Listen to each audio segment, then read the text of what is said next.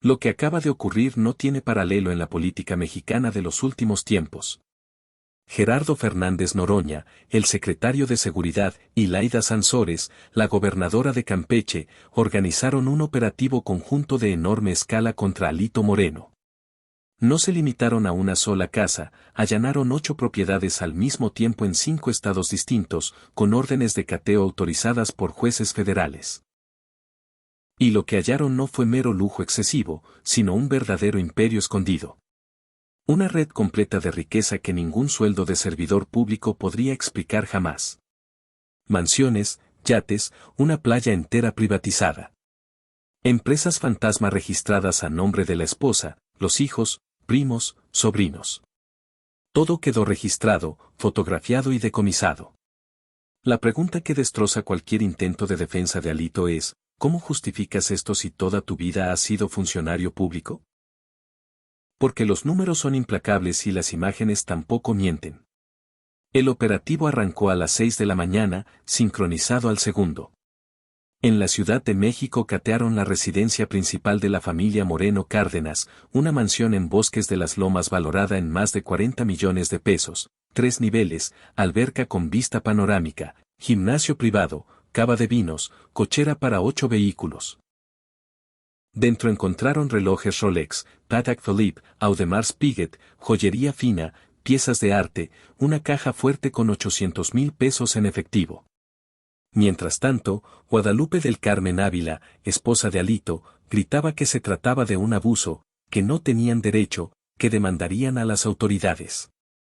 Al mismo tiempo, en Campeche, el equipo de Laida Sansores irrumpió en la propiedad más impactante de todas, la playa privada de Alito. No era una simple casa frente al mar, era literalmente un tramo completo de costa de 3 kilómetros que Alito habría adquirido mediante prestanombres en 2017, durante su periodo como gobernador. Incluía su propia casa club, bungalows para invitados, muelle privado con un yate de 15 metros anclado, todo cercado, todo vigilado por seguridad privada, todo absolutamente ilegal porque en México las playas son bienes nacionales y no pueden ser propiedad privada. Pero Alito halló la manera. Compró predios colindantes a través de empresas fantasma, levantó muros, contrató guardias y durante años la utilizó como si le perteneciera. Ahí llevaba a su familia, organizaba fiestas privadas, recibía a empresarios y políticos, todo mientras gobernaba Campeche y se suponía que servía al pueblo. Cuando los fiscales ingresaron y dimensionaron el nivel de opulencia, cuando registraron cada detalle, comprendieron que no estaban ante la residencia de un servidor público, sino ante el patrimonio de un magnate multimillonario. Laida Sansores, quien durante años ha investigado a Alito y conoce cada aspecto de su corrupción porque fue su predecesora en el cargo, salió en transmisión en vivo desde la playa, con el mar de fondo y el yate visible a sus espaldas, y declaró: "Esto es lo que Alejandro Moreno le robó a Campeche. Esta playa debería ser pública, debería pertenecer a las familias campechanas, pero él la privatizó de forma ilegal, la transformó en su club exclusivo y todo con recursos que salieron del erario público, dinero que era para escuelas, hospitales y el bienestar del pueblo. Las imágenes que mostró son demoledoras. No se trata solo de una casa bonita, es lujo obsceno. Pisos de mármol importado, mobiliario italiano, acabados de altísima gama, mientras en Campeche hay comunidades sin agua potable, escuelas en ruinas, hospitales sin medicamentos y Alito disfrutaba de su playa privada. Pero la historia se complica aún más al revisar a la familia. Guadalupe del Carmen Ávila, esposa de Alito, aparece oficialmente como ama de casa, sin empleo registrado ni empresas a su nombre de manera formal. Sin embargo, resulta ser accionista mayoritaria en 2 compañías que, por casualidad, recibieron contratos millonarios del gobierno de Campeche durante la gestión de su esposo. Empresas de construcción, servicios y consultoría que obtuvieron millones en adjudicaciones y que tienen a la esposa del gobernador como principal accionista. Durante el cateo en la casa familiar encontraron documentos, contratos, transferencias bancarias, todo el rastro que demuestra cómo operaba el mecanismo. El gobierno otorgaba contratos a las empresas de la esposa, estas cobraban sobreprecios y el dinero retornaba a la familia Moreno. Es un esquema clásico de lavado de dinero, corrupción elemental, pero perfectamente documentada.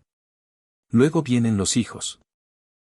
Alejandro Moreno Ávila, el mayor, de 28 años, dice trabajar en una empresa de tecnología, pero posee un departamento en Polanco valuado en 12 millones de pesos, un BMW del año, relojes cuyo valor supera lo que la mayoría de los mexicanos gana en una década.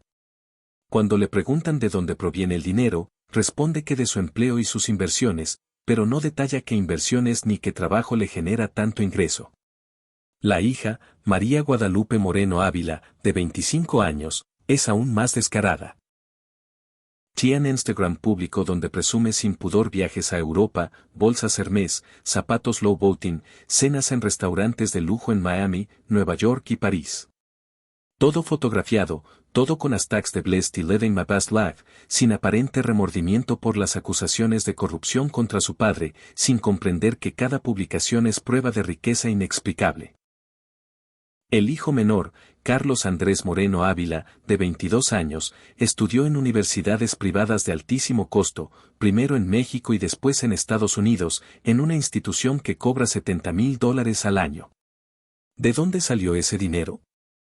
Supuestamente del sueldo de servidor público de su padre, que nunca ha excedido los 150,000 pesos mensuales. Hagan las cuentas, no cierra por ningún lado.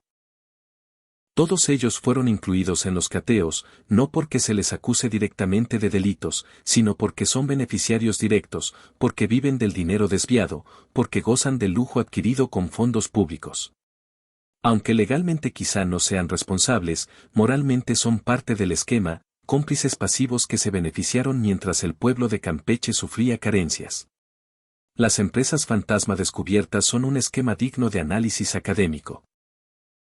Alito no fue tan torpe como para registrar todo a su nombre.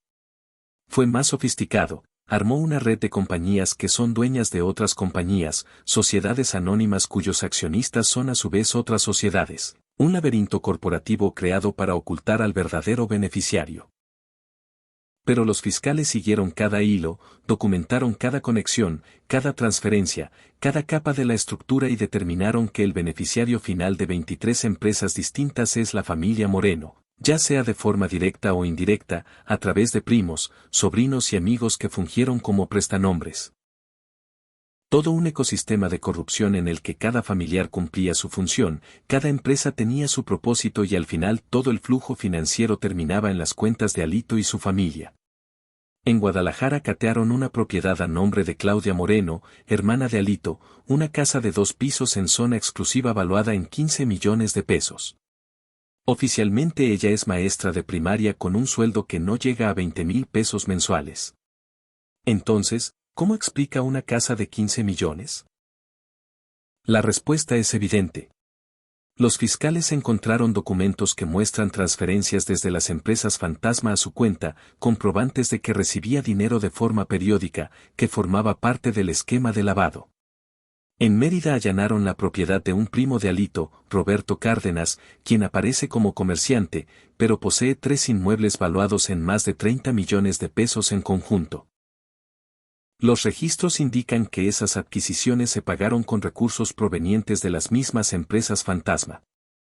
Es el mismo patrón repetido, usar a familiares para esconder bienes, dispersar la riqueza ilícita y complicar el rastreo.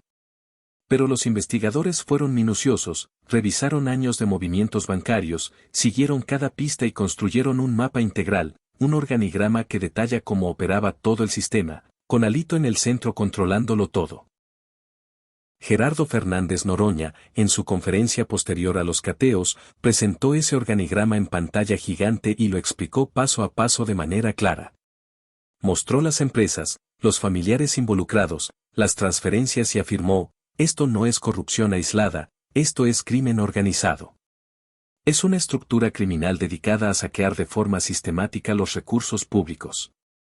Y anunció que procesarán a todos los implicados. Usó deliberadamente el término crimen organizado porque no se trata de un funcionario que recibió una comisión ocasional, sino de una operación compleja con jerarquía, múltiples participantes, lavado de dinero, empresas fantasma y prestanombres, todos los elementos que definen al crimen organizado.